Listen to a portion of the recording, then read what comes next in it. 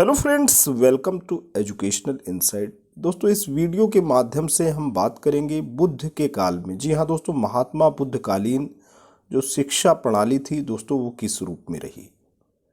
इस वीडियो के अंतर्गत पहले भाग में हम बात करेंगे भगवान बुद्ध का जीवन परिचय। सेकंड पार्ट में दोस्तों हम बात करेंगे बुद्धकालीन शिक्षा की। तो दोस्तों, बिना देर किए आते हैं, हम शुरुआत करते हैं बुद्ध के जीवन परिचय पर। दोस्तों, वैदिक कालीन जो शिक्षा प्रणाली थी उसका लक्ष्य क्या था। वैदिक कालीन जो शिक्षा प्रणाली थी बहुत ही सरलतम रूप में थी। तपस्या, त्याग एवं ध्यान के द्वारा, त्याग, तप और ध्यान के द्वारा आध्यात्मिक लक्ष्यों की प्राप्ति करना ही वैदिक कालीन शिक्षा का दोस्तों मूलभूत उद्देश्य रहा। लेकिन वैदिक कालीन जो शिक्षा प्रणाली है, जो अपने सरलतम निष्कलंक रूप से जब कृत्रिम और आडंबर का रूप दोस्तों ले लिया जब, और पूर्ण रूप से पुरोहितवाद और कर्मकांड का उसमें बोलबाला हो गया और उसने जनसाधारण की शिक्षा की उपेक्षा की, शूद्रों की शिक्षा की जब उपेक्षा की जाने लगी, जनसाधारण की शिक्षा की उपेक्षा की जाने लगी, तो ऐसे वातावरण में भगवान बुद्ध का प्रादुर्भाव होता है। और ये बातें दोस्तों कही गई हैं कि जब अंधकार के बादल आते हैं तो कहीं ना कहीं जो सूरज है वो अपनी रोशनी की छटा को बिखेरता है। ऐसी स्थिति में बुद्ध का दोस्तों जन्म होता है और बुद्ध के जीवन परिचय पे हम दोस्तों आते हैं। महात्मा बुद्ध, जिनका जन्म आज से 563 ईसा पूर्व लुम्बिनी वन में एक क्षत्रिय वंशीय शाक कुल के राजा, जिनका नाम दोस्तों शुद्धोदन था, उनके घर में हुआ था।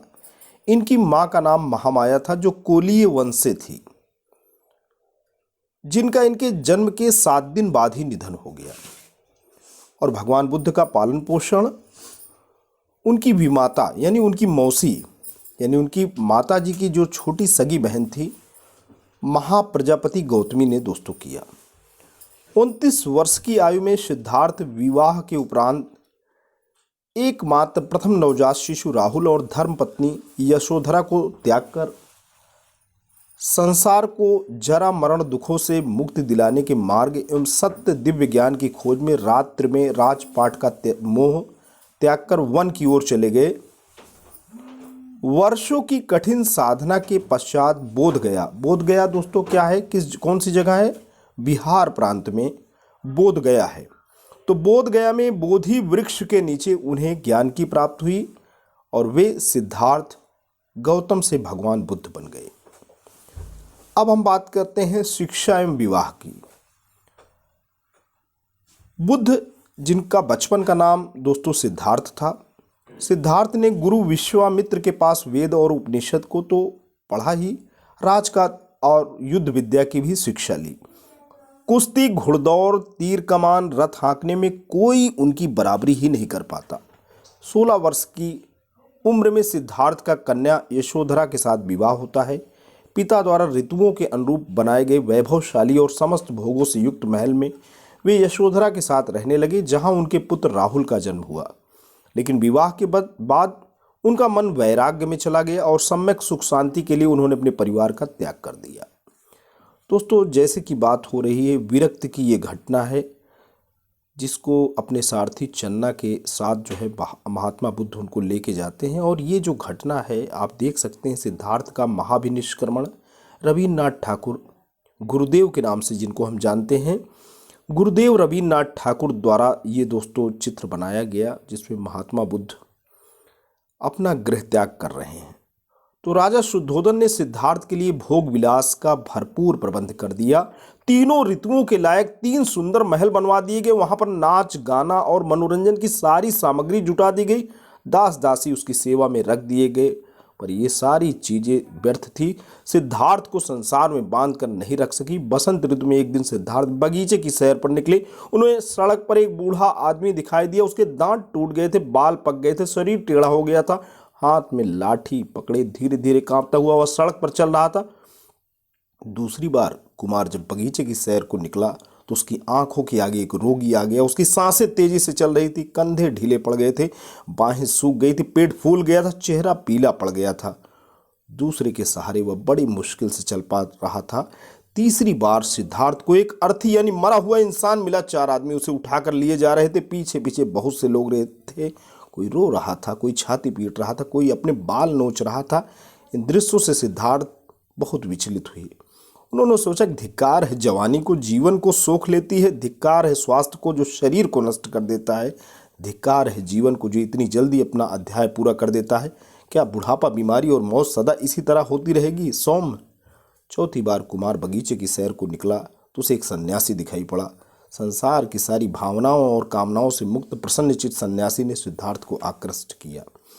तो दोस्तों, महाभिनिष्क्रमण की घटना की बात हो रही है। किस तरीके से भगवान बुद्ध का शरीर, एक प्रकार से आप देख सकते हैं, शरीर एकदम कृशकाय बदन हो गया है। सुंदर पत्नी यशोधरा, दुधमुहे राहुल और कपिलवस्तु जैसे राज्य का मोह छोड़कर सिद्धार्थ तपस्या के लिए निकल पड़े।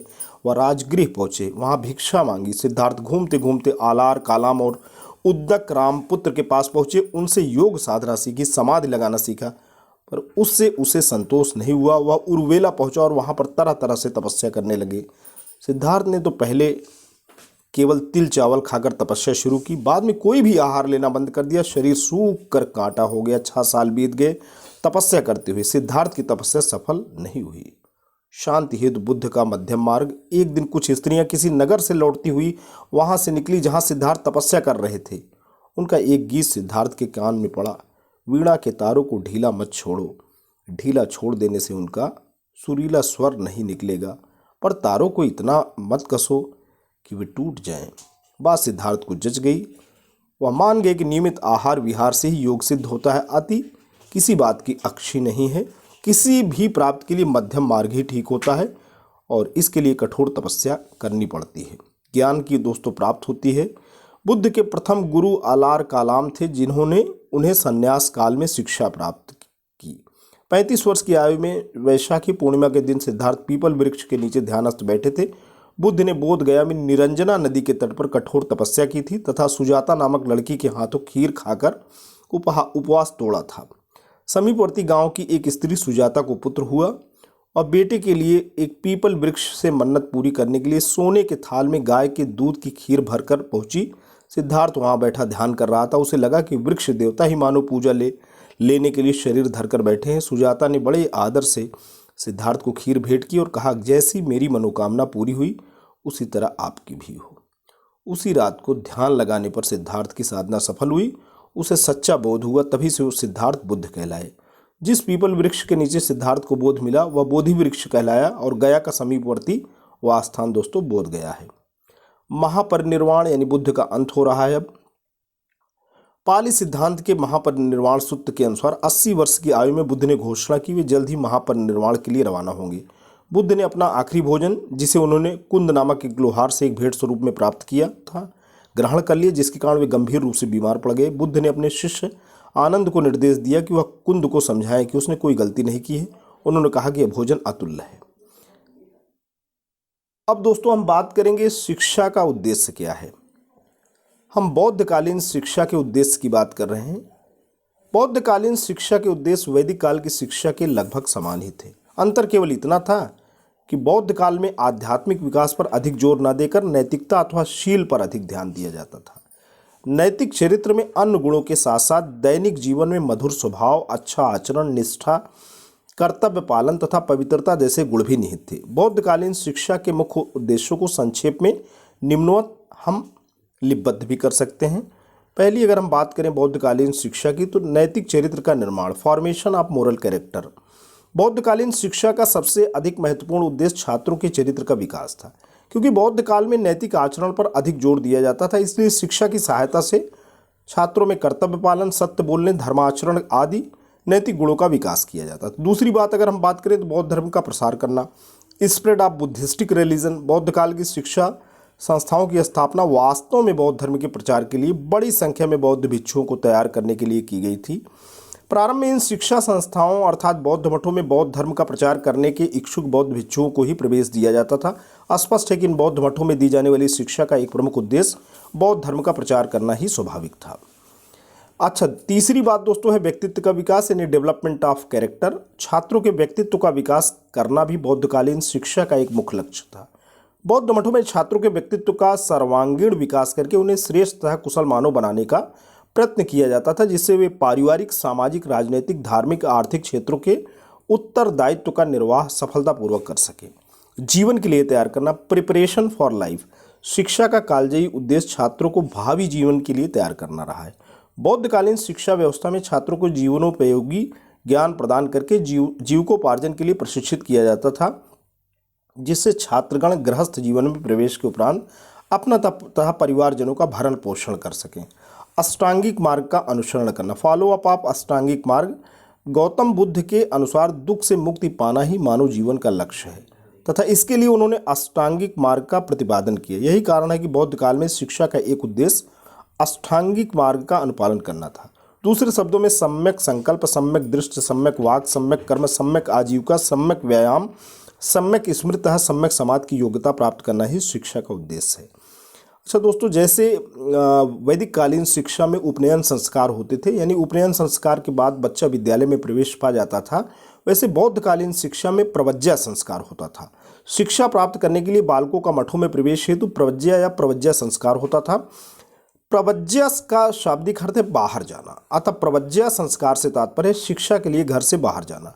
मठ का सबसे बड़ा भिक्षु ही सामान्यतः इस संस्कार को संपन्न कराता था। प्रवज्या का इच्छुक बालक सिर के बाल मुड़वाकर तथा पीले वस्त्र पहनकर भिक्षु के चरणों में माथा टेक कर शरण त्रयी लेता था, अर्थात बालक बुद्धम शरणम गच्छामि, धम्मम शरणम गच्छामि, संघम शरणम गच्छामि का उच्चारण करता था। प्रवज्या 8 वर्ष के बालक को दी जाती थी तथा प्रवज्या के बाद बालक सामनेर कहलाता था और उसे मठ में ही रहना होता था। बौद्ध मठों के द्वार सभी के लिए खुले रहते थे। जाति का कोई बंधन नहीं था, परंतु अस्वस्थ, विकलांग, दंडित व्यक्तियों तथा राज्य के कर्मचारी व सैनिकों को प्रवज्या का अधिकार प्राप्त नहीं था। स्पष्ट है कि बुद्ध काल का प्रवज्या संस्कार वैदिक युग के उपनयन संस्कार से दोस्तों मिलता जुलता था। अब वहाँ पे daily routine of the students क्या था, छात्रों की दिनचर्या क्या थी। बौद्ध काल में छात्रों की दिनचर्या अत्यधिक कठिन थी। छात्रों को कठोर नियमों का पालन करना होता था। छात्र भिक्षाटन करते थे और कड़े अनुशासन में रहते थे। प्रातःकाल गुरु के दंत धावन, स्नान इत्यादि नित्य कर्मों की व्यवस्था करने के उपरांत छात्रगण भोजन की व्यवस्था करते थे। गुरु छात्रों को शिक्षा प्राप्ति के लिए प्रेरित करता था। वह एक प्रकार का प्रेरणादायक वातावरण तैयार करता था जिससे छात्र अधिकाधिक ज्ञान प्राप्त कर सकें।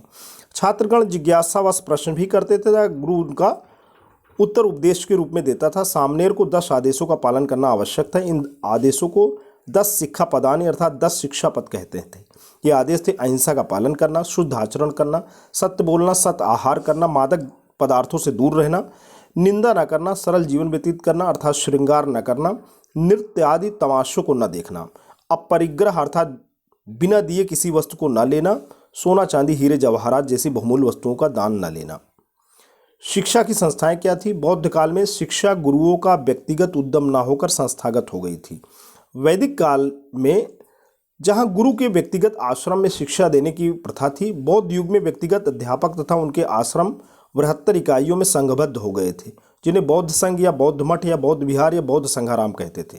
बौद्ध धर्म के व्यापक प्रचार के साथ ही उस समय संपूर्ण भारतवर्ष में स्थान स्थान पर बौद्ध मठ स्थापित हो गए थे। ये बौद्ध मठ प्राय नगर के कोलाहलों से दूर पर्वत की कंदराओं अथवा जंगलों के बीच सुरम्य वातावरण में स्थित थे। इन बौद्ध मठों में धार्मिक, विद्यालयी तथा व्यवहारिक शिक्षा दी जाती थी। छात्र तथा अध्यापक एक ही कैंपस यानी प्रांगण में रहते थे। बौद्ध मठ प्रसादों के समान विशाल, सुंदर तथा सुविधा युक्त होते थे। इन बौद्ध मठों का वातावरण वैदिक काल के आश्रमों की अपेक्षा सामाजिक था, जिससे शिक्षा में शैक्षिक स्वाभाविकता न होकर एक प्रकार की कृत्रिमता आ गई थी। मठों के प्रशासन के लिए बनाए गए नियमों का पालन सभी छात्रों और अध्यापकों का अनिवार्य रूप से करना होता था। छात्रगण सामान्यतः बौद्ध मठ में 12 वर्ष तक अध्ययन करते थे। तक्षशिला, नालंदा, वल्लभी, विक्रमशिला, उदंतपुरी, नदिया, मिथिला और जगदल आदि प्रमुख बौद्धकालीन शिक्षा संस्थाएं थी। पाठ्यक्रम दोस्तों क्या था।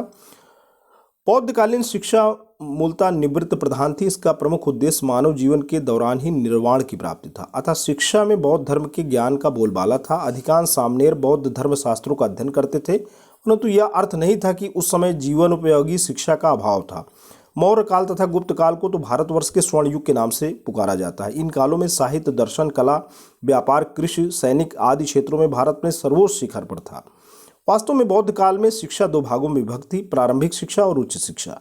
प्रारंभिक शिक्षा के अंतर्गत लिखना, पढ़ना और साधारण गणित सिखाया जाता था। उच्च शिक्षा के अंतर्गत धर्म, दर्शन, इतिहास, भाषा, साहित्य, गणित, ज्योतिष, आयुर्वेद, शिल्पकला, चित्रकला, सैनिक शिक्षा आदि का अध्ययन कराया जाता था। शिक्षण विधि दोस्तों क्या थी? बौद्ध काल में शिक्षण विधि वैदिक काल की शिक्षण विधि के लगभग समान थी। शिष्य गुरु के पाठ सुनता था, याद करता था। यद्यपि वेदोच्चारण शुद्धता पर बल नहीं दिया जाता था, फिर भी उच्चारण शुद्धता पर पर्याप्त ध्यान दिया जाता था। शिक्षण कार्य प्राय मौखिक होता था। प्रश्नोत्तर, वाद विवाद, देशाटन आदि के द्वारा छात्र ज्ञान ग्रहण करते थे। प्राकृत या पाली भाषा के माध्यम से शिक्षा दी जाती थी। प्राकृत यानी संस्कृत का अपभ्रंश अर्थात बिगड़ा हुआ रूप है, जिसे जनसाधारण अपनी सुविधा के लिए प्रयोग करता था। सैद्धांतिक विषयों की शिक्षा में प्रायः व्याख्यान यानी लेक्चर मेथड, व्याख्या यानी एक्सप्लेनेशन व चर्चा नामक तीन प्रमुख विधियों का प्रयोग किया जाता था, जबकि शिल्पकला, चिकित्सा शास्त्र, सैनिक शिक्षा जैसे व्यावहारिक विषयों के शिक्षण कार्य के लिए प्रयोगात्मक विधि का भी उपयोग किया जाता था। अब छात्र अध्यापक दोस्तों संबंध कैसे थे? People teacher relationship. बौद्धकालीन शिक्षा के अंतर्गत छात्र और अध्यापक के संबंध अत्यंत मधुर, पवित्र तथा स्नेहपूर्ण होते थे। छात्रों के स्वास्थ्य, शिक्षा, आचरण, नैतिक व्यवहार तथा आध्यात्मिक विकास पर अध्यापकगण व्यक्तिगत रूप से ध्यान देते थे। इस प्रकार से अध्यापकों का मुख्य उत्तरदायित्व छात्रों के सर्वांगीण विकास की राह प्रशस्त करना होता था। छात्रों का मुख्य कर्तव्य अपने आचार्यों की सेवा करना होता था।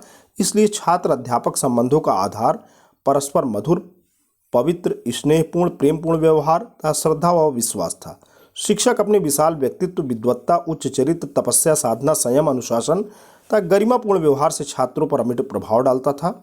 छात्र भी अपनी आस्था, श्रद्धा, विनय, विश्वास, आदर तथा सेवा युक्त व्यवहार से अध्यापकों को श्रद्धा सुमन अर्पित करते थे। शिष्यों के बीमार हो जाने पर अध्यापक उनकी पुत्रवत परिचर्या करता था, यानी उनका केयर करता था। शिष्यों तथा अध्यापकों के परस्पर सहयोग से शिक्षा संस्थाओं की व्यवस्था संचालन में मदद मिलती थी तथा सभी अपने अपने कर्तव्यों का पालन करने में मनोयोग से लगे रहते थे। दंड व्यवस्था। बौद्ध मठ के नियमों व अनुशासन का पालन छात्रों के लिए आवश्यक था। यदि कोई छात्र बौद्ध मठ के नियमों का उल्लंघन करता पाया जाता था तो उसे मठ से निष्कासित कर दिया जाता था। बौद्ध धर्म के अतिरिक्त अन्य किसी भी धर्म को स्वीकार करने, गृहस्थ बन जाने, बौद्ध संघ की मर्यादा को भंग करने अथवा बौद्ध भिक्षुकों व अध्यापकों के प्रति श्रद्धा, भक्ति या सम्मान न रखने पर छात्रों को बौद्ध मठ से पृथक कर देने का प्रावधान था। यद्यपि नैतिकता के विकास के लिए 10 शिक्षा पदों की व्यवस्था की गई थी, फिर भी नैतिकता को सुनिश्चित करने के लिए आत्मनिरीक्षण, स्वदोष अनुभूति के अनुशासन का पालन करना सभी के लिए आवश्यक था। इसके लिए बौद्ध संघ के द्वारा योग्य भिक्षुकों की एक विद्वत सभा का गठन किया जाता था। प्रत्येक मास में सामान्यतः 2 बार प्रतिपदा तथा पूर्णिमा को इस सभा की बैठक आयोजित की जाती थी, जिसमें प्रत्येक भिक्षुक उपस्थित होकर आत्मनिरीक्षण व स्वदेश अनुभूति के आधार पर अपने अनैतिक आचरण, त्रुटियों तथा अपराधों को सभी के समक्ष प्रस्तुत करता था। स्पष्ट है कि अनैतिक आचरणों पर प्रतिबंध लगाने में यह विद्वत सभा अपनी अद्वितीय योगदान देती थी। नारी शिक्षा। बौद्ध भिक्षुक जीवन पर्यंत ब्रह्मचर्य का पालन करते थे व स्त्रियों के संपर्क में आने से कतराते थे। इसलिए बौद्धकालीन शिक्षा के प्रारंभिक वर्षों में नारी शिक्षा लगभग उपेक्षित रही, परंतु बाद में महात्मा बुद्ध ने स्त्रियों को भी भिक्षुणी के रूप में मठों में प्रवेश की अनुमति दे दी थी। भिक्षुणी मठों में रहकर पवित्र तथा जीवन व्यतीत करते हुए विद्या अध्ययन करती थी। वे अकेले आचार के साथ नहीं रह सकती थी। विशिष्ट रूप से निर्धारित भिक्षुक अन्य भिक्षुकों की उपस्थिति में ही उन्हें शिक्षा प्रदान कर सकते थे। वे पुरुष भिक्षुकों से अलग रहती थी। कहीं कहीं स्त्रियों के लिए मठों का निर्माण भी हुआ। बौद्ध काल में स्त्री शिक्षा केवल उच्च वर्ग की महिलाओं को ही उपलब्ध हो पाती थी। सामान्य व निम्न स्तरीय परिवार की महिलाओं में शिक्षा का प्रचार लगभग शून्य के बराबर था। उपसंपदा संस्कार। बौद्ध मठ में 12 वर्ष की शिक्षा समाप्त करने पर उपसंपदा संस्कार होता था।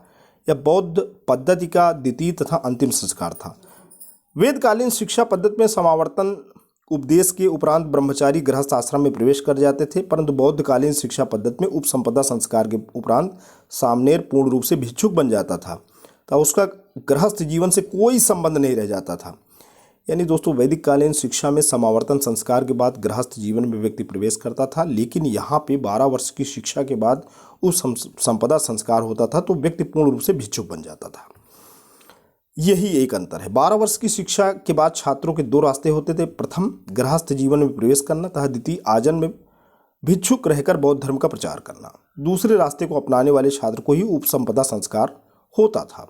उपसंपदा संस्कार मठ के समस्त भिक्षुकों के समक्ष एक उत्सव के रूप में होता था। सामनेर भिक्षुकों का वेश धारण करके, हाथ में कमंडल, कंधे पर चीवर लेकर अन्य भिक्षुकों को प्रणाम करके बैठ जाता था। सभी भिक्षुक जनतांत्रिक ढंग से बहुमत के आधार पर निर्णय लेते थे कि वह सामनेर उपसंपदा का अधिकारी है अथवा नहीं। उपसंपदा प्राप्त भिक्षुक बौद्ध मत का अस्थायी सदस्य बन जाता था। वित्त व्यवस्था क्या थी? चूंकि बौद्धकालीन शिक्षा व्यवस्था में संस्थागत रूप ले लिया था, इसके लिए अच्छी तरह से संगठित व सुदृढ़ आर्थिक व्यवस्था परम आवश्यक थी। यही कारण है कि बुद्धकालीन शिक्षा में का वित्तीय प्रबंधन व्यवस्थित व अस्थायी हो गया था।